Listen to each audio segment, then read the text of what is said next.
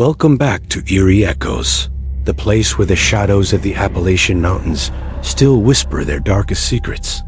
Tonight, I'll be sharing 7 chilling true horror stories straight from the heart of Appalachia tales of haunted cabins. Endless trails and voices that call out when no one is there. So, settle in, turn down the lights, and let's begin our descent into the first story. A locked house is only as safe as the trunk you forgot to check. I live in the kind of corner of West Virginia where the mountains seem to inhale the road, and your headlights are the only thing that keeps the hills from closing their teeth. My place is small 2 bedrooms, a short hall that smells faintly like pine cleaner, a living room that always feels a little too big at night. I keep a simple life. I like routine. Routine is how I tell myself the world is predictable. 2 weeks ago, I left a birthday party later than planned. I didn't drink never do when those roads are waiting, but I made a detour to drop off 2 friends, which added 15 minutes to the usual 38. About halfway home, the kind of problem you never want at night rolled through my gut. I had to pee. In the day, I'd pull off and pick a tree. At night, surrounded by trees that look like backs turned against you. I won't. There's one gas station on that stretch-old cinder block, one buzzing fluorescent gravel lot. The clerk is a man I've never liked. Thin, nicotine fingers, a stare like a dare. We'd snapped at each other before.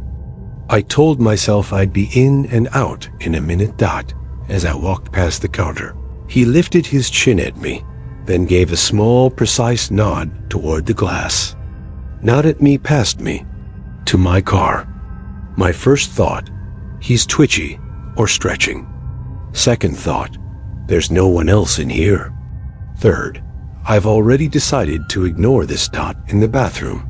I washed my hands and heard a car door slam loud enough that the mirror seemed to buzz.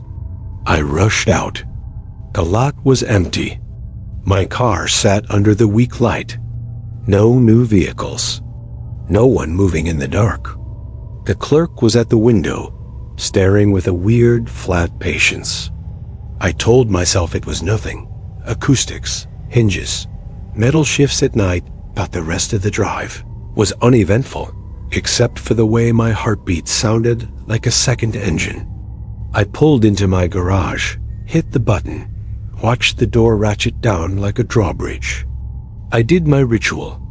Checked the back door, the slider, the windows I always think I forgot to lock. Upstairs I closed my bedroom door, always closed, always, and fell into the kind of sleep that isn't deep. Just a pause. At 3:40 a.m., I woke without knowing why. The room glowed that dull gray that belongs to the last hour before morning. Something felt off, like the house had taken a breath and was waiting to see if I noticed. I rolled toward the hall. My bedroom door stood slightly open. I don't sleep with it open. I've never slept with it open. Small rules keep me steady. I got up, went soft-footed down the hall, listening the way you listen to the ocean, inside a seashell, hoping for nothing, hearing everything. Downstairs the kitchen felt misaligned. A chair pulled out by an inch. Crumbs on the counter. The refrigerator handle sticky under my palm. A scent that didn't belong to me. Not rot, not perfume. Just human.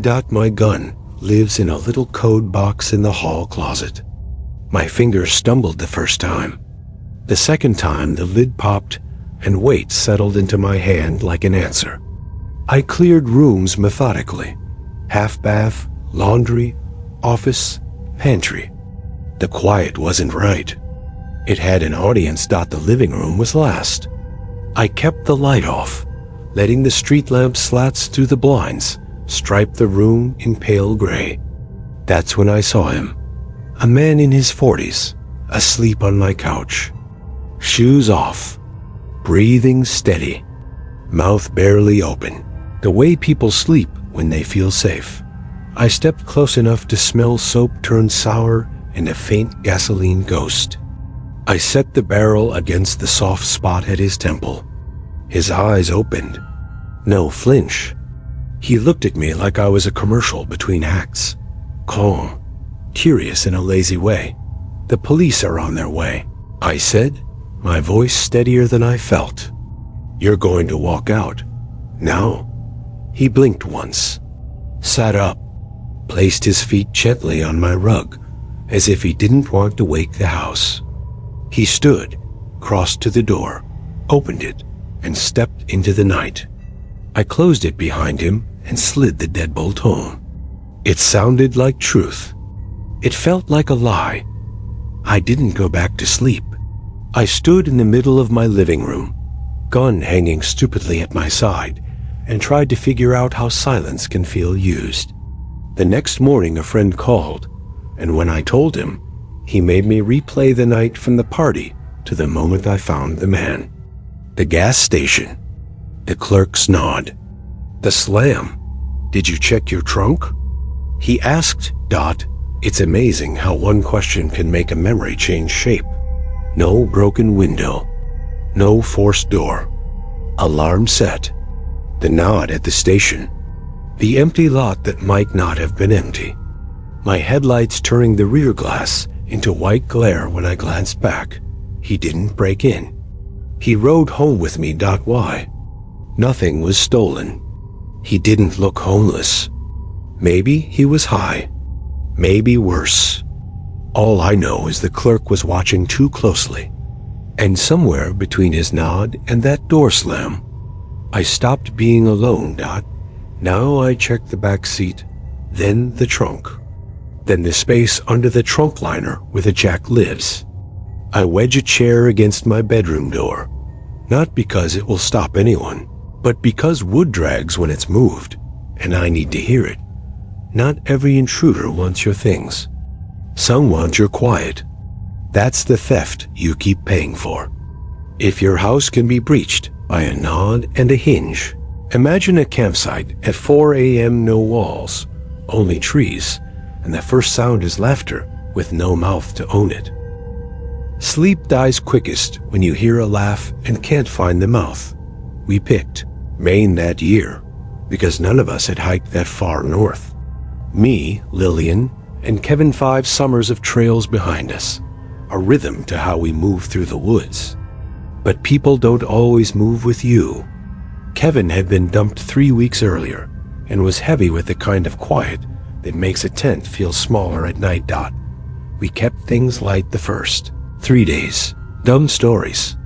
Roadside stand blueberry pies eaten with pocket knives. Small bets about the weather.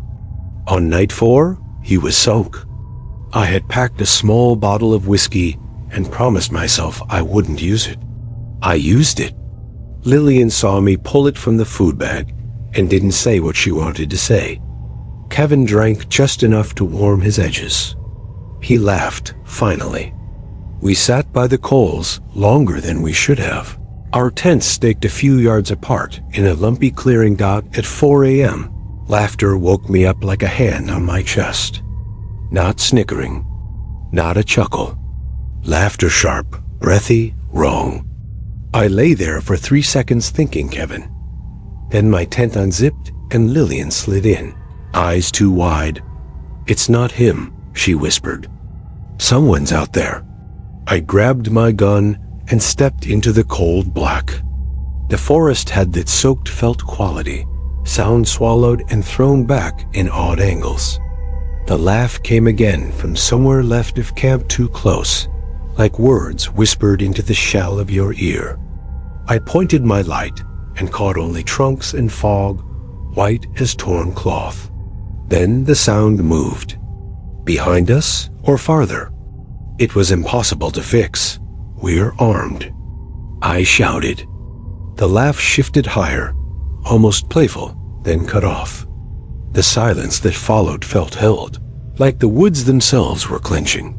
Kevin stumbled out, hair stuck to his forehead, clearly not laughing. "What is that?" he asked, but we all knew the question no one could answer. We pulled our camp chairs into a rough triangle, backs touching, each of us facing a different slice of trees. The laughter returned in short bursts. Sometimes it sounded 20 feet away, sometimes 100. Twice it broke into something like words, half-formed and choking on itself. Once, the sound came from above us, no branch movement, no rustle, just a brief, strange echo that made my scalp tighten. I tried to logic it to death. A drunk on the trail, a kid, a fox scream twisted by fog. The explanations wouldn't hold.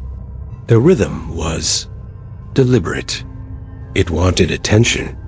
It wanted us awake. We sat like that for an hour that felt like 3. Every snapped twig was a footstep, every drift of fog a shape. Once, something brushed my boot, and I kicked so hard my chair nearly flipped. Lillian grabbed my arm and whispered, "It wants us to move." I realized staying put was the only power we had. Gray leaked into the trees. A first bird called. The laughter didn't fade. It just wasn't there anymore, the way a smell disappears when the window opens. We didn't discuss breakfast. We packed with that frantic neatness you see in people evacuating from wildfires. Everything going into the right bag in the wrong order. Hands shaking. 2 miles down the trail, we finally spoke. Kevin said he'd heard it right next to his tent at one point, a breathy giggle through the fabric. Lillian admitted she'd nearly run, which would have broken our thin agreement to stay. I kept thinking about the moments it sounded above us. We made a small town by late morning, found coffee that tasted like metal and reassurance, and sat in a booth not talking for a long time. Eventually, we told a ranger, because telling someone turns a story into a record. He nodded like he'd heard everything and nothing before. "We get strange sound reports sometimes," he said, careful with the words, like stepping around a sleeping dog. "Some things in the woods hunt with silence. Some hunt with sound, testing your nerves, mapping your reactions. Maybe it was a person, maybe not. It felt like something that knew we were there long before we knew it was. And if the night can put a mouth in the trees, imagine the feeling when a stranger opens your door with a key you're sure no one else has. When a stranger opens your door with a key, the lock isn't security, it's a suggestion. I agreed to house it for my friend, James, because I know his place and I like the quiet. West Virginia woods. A porch that looks into trees. 3 bedrooms upstairs. James's, his old roommate Nick's, and a smaller one at the end where I sleep when I visit. Nick's a long-haul driver with a schedule that makes no sense. He wasn't due back for weeks. Still, James texted me Nick's number just in case. The first night was the kind of silence you pay money to have. Frogs, a lazy wind, the house settling like a big animal finding comfort. I slept early, the guest room smelling like detergent and old paperbacks. Around 3 a.m., I woke to the unmistakable sound of the front door opening and closing. Not a creak, a decisive, practiced click. I sat up, listening. Someone moved downstairs, slow, unhurried. I should have gone out. I didn't. I waited, heart thudding. The footsteps climbed. The upstairs hall is simple. Bathroom to the right at the top, then James's room, then Nick's, then mine at the end. Whoever was in the house went in the bathroom, ran water. The door opened. Their steps moved past James's room. Then a sharp sound, wood against metal. A crack. A door opening that didn't want to. They went into Nick's room. The steps shifted from careful to busy. Drawers opening, closet doors thudding. The rhythm felt like searching, not theft. I stood and locked my door, then spoke through it. "It's me." James asked me to stay. Silence. The presence on the other side of the door was a pressure change, a new shape to the air. Then the footsteps moved away, down the hall, down the stairs. The front door again. Dead quiet. I didn't sleep. At first light, I made coffee and convinced myself I'd imagined the whole thing. At noon, I texted Nick. "Hey, I'm at the house chain, said you might swing through. Leftover pasta if you're hungry." He replied almost instantly, "Not home. I'm in Tennessee. Back in 2 weeks." The cold moved from my chest to my hands. I went upstairs. The bathroom sink was damp. James's door wasn't fully shut, and when I pushed it, it opened too easily for a door that usually sticks. Inside, a mess. Drawers yanked, laundry exploded. Not ransacked for electronics, the expensive stuff still sat in plain sight, but sifted for particulars. I checked Nick's room. The door frame carried fresh stress lines at the latch, as if a shoulder had persuaded it. Inside, the same careful chaos. I called James. He said no one else had a key. I asked 3 different ways.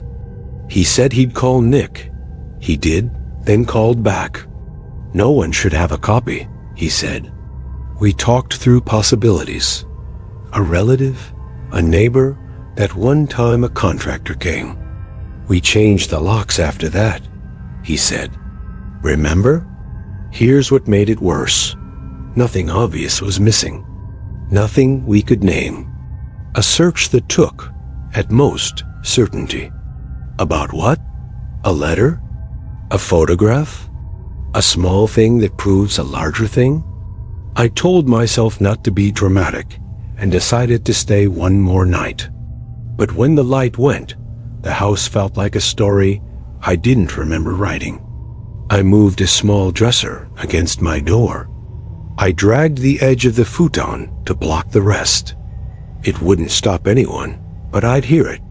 The night passed without a sound. Silence felt like someone being polite. The next day, James drove back. Nick arrived the day after. We walked room to room and tried to list what was different, which is nearly impossible unless something is missing wholesale. All we could agree on were the doors. New marks at the strikes, a bathroom towel out of place. A shoe turned heel in under. Nick's bed as if someone had knelt and reached for something behind the frame. We changed the locks and installed a camera that looks down the hall like a single unblinking eye. It made us feel safer for about an hour. A break-in isn't always about objects. Sometimes it's about confirming a suspicion or proving you can get in whenever you like. And if a lock can be treated like a suggestion, picture a parking lot at 2 a.m., a dead car, and a stranger who knows exactly which window to shatter. If he asks you to step out, make sure help is already in. Tuesday nights at the highway station have a particular kind of stale, quiet coffee burned down to a brown ring. Fluorescent lights throwing a sickly halo on laminated menus.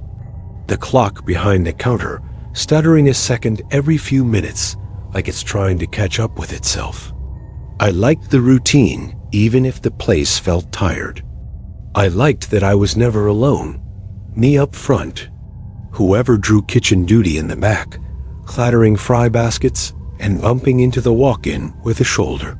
That night the rain made the lot look deeper than it is. Black panes with white veins of reflection. It was just me at the register and Jared on the grill. We were 20 minutes from the part of the shift where you can taste the drive home. Then the door slid open and a man came in slow, like he was measuring the room for angles. About my age, maybe a little younger. A too clean hoodie. A haircut that looked home done, and that thin. Fixed smile people use when they aren't sure how faces work. Coffee. Black, he said, and then, after a pause that tugged at me, and fries. We don't serve greatness, but we serve fast. I took his cash. He walked past the empty booths to the far corner and picked a seat that gave him a perfect view of my counter. He put his hands flat on the table and looked at me like I was a TV left on in a quiet house. Jared had dropped a bag of fries by accident just before the order came, so the fresh batch took longer than it should. I went over to explain. 5 minutes, maybe 6. Want the coffee now or with the food? With the food, he said, and smiled like we'd just agreed on a secret. Then he asked, You live around here? I lied without blinking, the way I always do. 3 towns over. I don't tell strangers where I sleep. He nodded, keeping a half smile. I felt my scalp crawl, the way it does when a stranger uses your name without being told. Even though he hadn't, not yet. The truckers started to roll through the night freight kind. Men with shoulders like bridges and hands that smell like diesel, even after washing. The presence of their rigs settled something in me. When the man he said his name was Rowan, when I brought the check finished eating, he left a neat stack of bills and said it was nice to meet me in a tone that made the words sound like practice. He walked into the rain and disappeared into the left edge of the lot. Relief is a fragile thing. By closing, the lot had thinned to 5 trucks, sleeping nose to tail, and 2 employees eager to be gone. We did our end-of-shift dance trash, counters, a friendly yell toward the back. Jared was out first, his car close to the doors. He waved and went. Mine was parked down near the dark edge, where the vending machine's blue glow looks like a portal. I walked the whole way on a thread pulled tight between shoulder blades. I got in, locked the doors, turned the key. Nothing. Tried again. The second nothing was louder. My eyes pricked, and I talked to the car like it could be bargained with. Headlights washed across. My dash from the far side of the lot, and a small engine turned over. A sedan I didn't recognize rolled toward me at a patient creep, wipers clicking in time. He pulled alongside and smiled through his passenger window. Rowan. Without meaning to, my hand dialed 911. I didn't lift the phone to my ear. I cracked my window an inch. Car trouble? He asked. The tone was right. The face wasn't. Maybe, I said. No idea. It just died. I know cars, he said. Pop the hood. I'll take a look. Step out? Something in my chest went tight like a fist. Could you look first? I asked.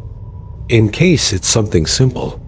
The smile faltered, a hairline crack. Sure. He walked around front. I hit the latch and kept the phone low. His shoulders moved, but he wasn't looking at the engine. He was looking for me to move. I whispered Jared's number and hit call. It rang, and then he picked up. Rowan's back, I said, so quietly I wasn't sure the sound made it into the phone. My car won't start. I didn't have time to say the rest. The passenger window exploded inward, safety glass chewing up the seat and biting my cheek with a couple mean little teeth. Rowan's arm came in fast, his fingers clamping my wrist in a grip that felt learned. Out, he hissed, and the hiss was the first honest thing about him. I screamed a raw, stupid sound that belongs to animals, and thrust my other hand up so he could see the lit screen. Police are coming, I said. The operator's voice was in my ear now, asking for location, and I said the name of the station like I was throwing a rope. The screen that mattered wasn't mine. Tires howled. Headlights flooded the side of Rowan's car. Jared's hatchback skidded across wet gravel, angle parking Rowan in. Jared stepped out and fired a shot straight up, the crack ricocheting around the empty. Echoing dark, Rowan let go of me like I'd burned him and ran not back to his car, but into the little grove of trees beyond the dumpsters. His shoulders hunched like he wanted to be narrower than rain. The cops arrived faster than I thought they could. I bled a bit from my cheek, and the skin around my wrist had already started its ugly bloom. I shook and shook until my bones felt loose. 2 days later they called. rowing was picked up by deputies 8 miles out, hitchhiking, a new story already forming in his mouth. 2 restraining orders in his past. A history of approaches. That's the word they used. Approaches. Such a clean word for a man leaning into a broken window with your wrist in his hand. Now I park near the door, or not at all. I keep my keys between my fingers like small brass teeth. I leave the lights in the lot on that I never used to notice. I do not work Tuesdays anymore if I can help it. Predators learn new routines. Parking lots teach them who runs. The trick, I guess, is to already be on your way back before they ask you to step out. Not every attack breaks a window. Some fit in a vial and wait in your water. If a friend begs you to bring her mother's necklace, ask who told her to ask Mary, and I grew up near a stretch of woods that behaved like a second language in our mouths. She loved distance and silence more than anyone I know. When she set out to hike a long run of the Appalachian Trail alone, I wasn't surprised. We planned a resupply. I'd meet her after a week with clean socks, new food, a hug disguised as logistics doc on Thursday night. My phone lit up with an incoming call from her satellite. Her voice came through jagged and too fast. I might not make the pace, she said, but the words piled, strange. Maybe don't come. Or come, yes, come bring my mom's ruby necklace. She told me exactly where it was in her apartment. Details that felt too sharp for someone talking like her mind had been taken apart and put back together wrong. Are you okay? I asked 3 times.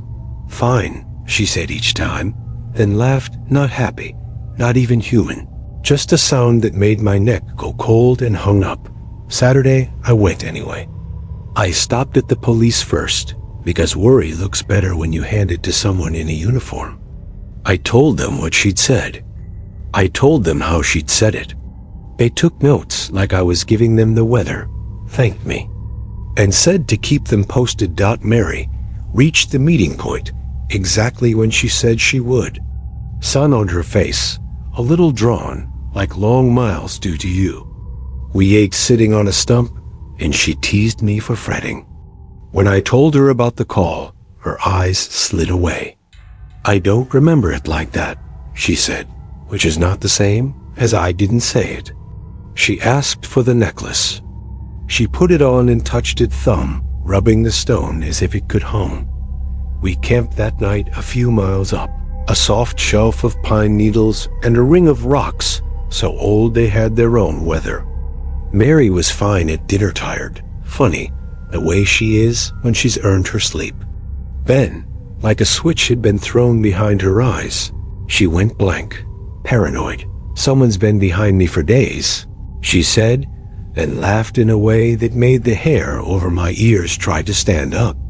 She slept like a dropped stone moments later. I lay awake listening for footsteps that might already be standing still. Around midnight, we decided to collect more wood. We walked together at first, and I told her I'd be right back bathroom, and cut back toward camp, a deliberate circle that put the tents at an angle through the trees. That's where I saw him. A man standing casual at our little clearing, like he'd been invited, the posture of someone waiting for water to boil. He lifted my bottle by the rim and tipped a vial's throat to it.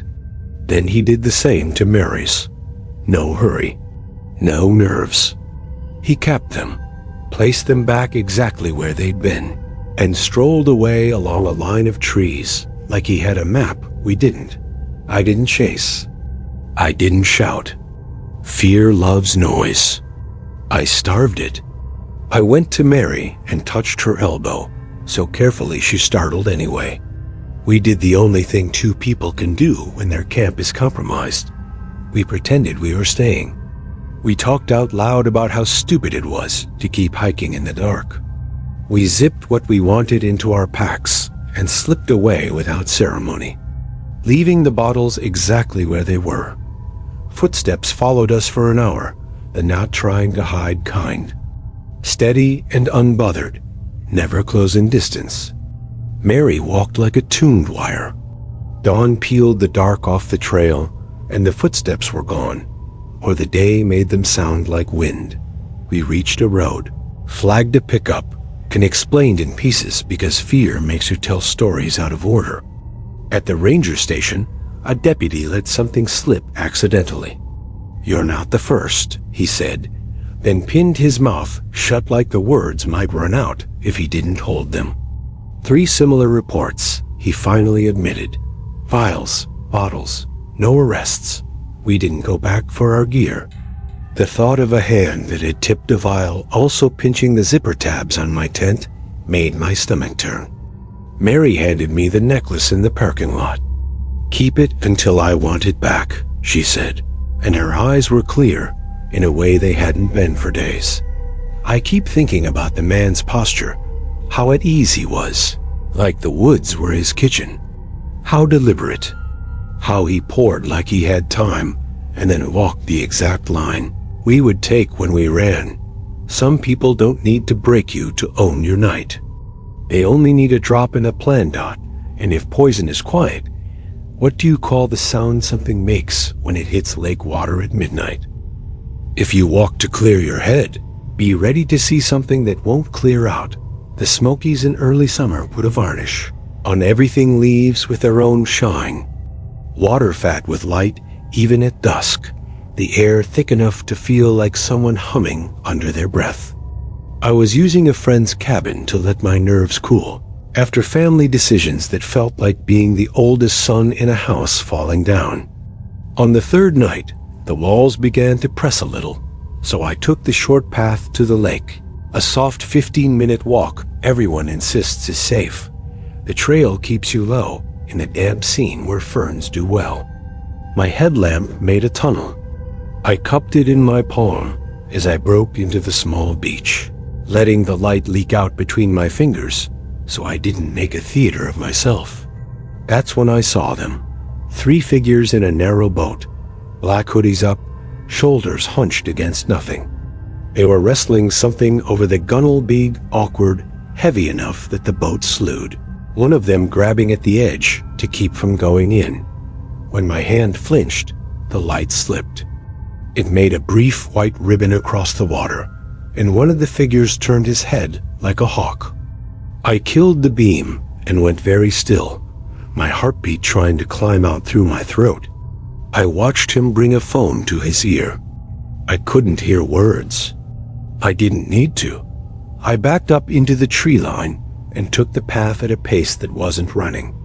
5 minutes later, a branch popped ahead in that way nothing natural ever pops. A man stepped out from behind a hemlock like the tree had grown him, face covered with a black scarf, hands visible, empty. "What did you see?" he asked, voice damped like he had no interest in echo.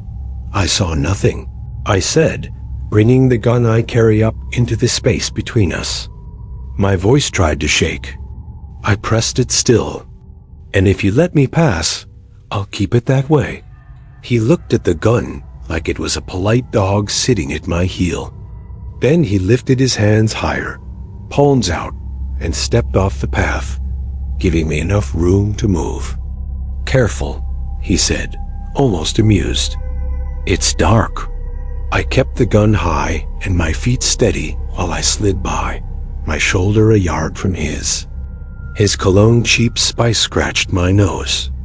I made a decision in that second that probably saved me. I didn't go back to the cabin. I rerouted to the trailhead where my car waited. I have a habit people make fun of until they don't. When I'm someplace remote, I bury a shoebox near wherever I park. Inside, a spare key to the car, a burner phone with a prepaid card, a first aid kit, a second cheap pistol in an oiled sock.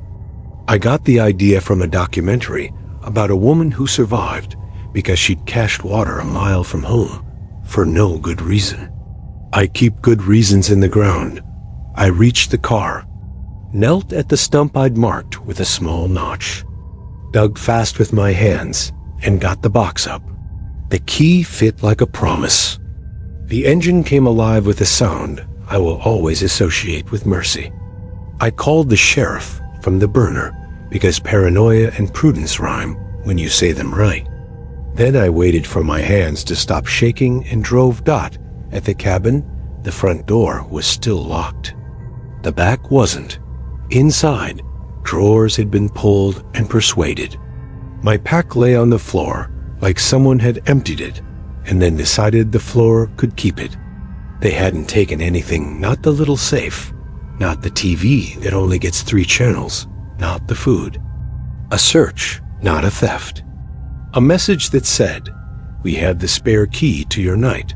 The next day, the deputies and then the game wardens came. They took my statement twice, then in reverse, then again with new questions that made my answers sound like fiction to my own ears. They dragged the lake with a team. Nothing. Whatever it was, the 3 in the boat had time and tools. They retrieved what they'd put in. Or it wasn't what I think it was. Or the woods had decided to keep the truth. I left everything I didn't need at the cabin and didn't come back for it. My coworker started renting the place again months later. I don't ask who stays there. I don't tell anyone what I saw. I don't owe the forest my voice or my certainty. The worst secrets aren't buried. They're recovered. What scares me isn't what hit the water. It's how fast someone came out of the trees to control the story. You'd tell about it, Dot, and sometimes the story walks into your firelight. Bleeding and begging, followed by a man with a smile that isn't a smile. Help arrives broken. Danger arrives sure got by the 3rd night of a week-long run through southern West Virginia. The 3 of us, me, my wife Agnes, and our friend Alice, had slid back into the choreography we'd built over years. Agnes hung the food like she was tucking a child in a high bed. Alice built a fire like conversation, coaxing reluctant twigs until they found each other. I filtered water and checked tent lines twice because I hate surprises after dark. We had just finished eating when the woods coughed a person at us. A woman staggered into the circle of light, her clothes ragged in intelligent ways, tears that suggested force more than bramble. Her face wore the wide, dry look of someone whose fear had run out of water hours ago. She said, "Help," and then again. And if there were other words, they came out broken. We did what you do. Heat, food, soft questions, careful hands. Agnes wrapped a foil blanket around her shoulders and spoke the kind of nurse calm that builds small bridges across panic. The woman kept looking at the trees, each glance a flinch, like she expected a shape to separate and own her. "Who's after you?" I asked. "Just him," she said, and the pronoun carried enough weight to bend the air. "He won't stop. We planned to hike at first light." The map in my pocket suddenly seemed like a ruler. The woman shook so hard the foil whispered. Alice moved closer, put the woman's hands around the warm metal of a cup, and kept her voice low. "You're here now." "He isn't." And then he was. He stepped out of the brush like he'd been waiting for his cue. No stumbling, no lost footing. He carried a pistol, muzzle angled in that way. People hold guns when they've seen photographs of guns being held and decided they could imitate the concept. His smile wasn't crooked or kind. It was precise, like a line drawn by a ruler across a face. He did not look at the 3 of us as a group. He looked at me and only me. "Give her back," he said, "and nobody has to get hurt." What frightens me most, remembering, is how sure he was that I was the decider. As if the other 2 bodies were furniture. As if the woman in the blanket had already returned to an object. The sequence that saved us happened without meeting. Alice snatched a burning branch from the fire and threw it with a pitcher's shoulder. It struck the man's forearm and his face at once, a stutter of sparks and pain. He dropped the gun with a sound that made the night seem louder. Agnes took 2 long steps, and kicked the pistol out of his reach, then scooped it herself and backed away with it, raised at the right height. I froze in the way I hate in myself. The woman made herself smaller, which isn't the same as safer, curling into Anna's open tent, like a new animal crawling back into a warm space in its own body. The man vanished, which is a ridiculous verb for someone that size, but it's the only one that fits. One heartbeat he was there, the next he had folded into the dark. The woods did not record his exit. We stood in a triangle of breath and listened to our heartbeats like they were a language, left them with the gun and climbed the small rise behind camp. Phone in my teeth until I saw a sliver of signal appear like a star. I called 911. The call dropped. I called again and got half the words out and then all the words on the third try. Coordinates, weapon, woman injured, dehydrated, man armed, maybe burned, moving on foot. My voice found its shape when it had something to hold. We waited through a long bruise of hours for the sound of people who come when called. When the rescue team arrived near dawn, the woman's hands were no longer shaking hard enough to spill water. At the hospital, we learned the outline. She was Canadian, missing for months. The man, her ex, had tracked her across miles and borders and turned the woods into walls. He was caught 2 days later, the burn on his forearm a bright confession. We don't hike there anymore. Not because we're afraid of trees, because those particular trees now hold a shape I can't unknow. A man stepping out of the dark like he had a deed to the person he wanted. The forest isn't the danger. People are. The trees just happen to be where the worst of us thinks no one is watching. If you've lived something in the Appalachians, even a small strange leave it below. Next time, we'll follow the trail of your footprints. And that was the last of tonight's 7 Appalachian horror stories. Stories of shadows moving through the trees, voices carried by the wind, and memories that never seem to fade from these ancient mountains. If you've made it this far, you're braver than most. But remember, out here in Appalachia, every trail, every cabin, every quiet stretch of forest has a story, and not all of them want to stay buried. Thank you for listening to Eerie Echoes. If these tales sent a chill down your spine, don't forget to subscribe and hit the bell so you never miss the next step deeper into the dark. Until then, keep your lanterns closed, your campfires burning, and your ears open. Because in the Appalachians, the night is never truly silent.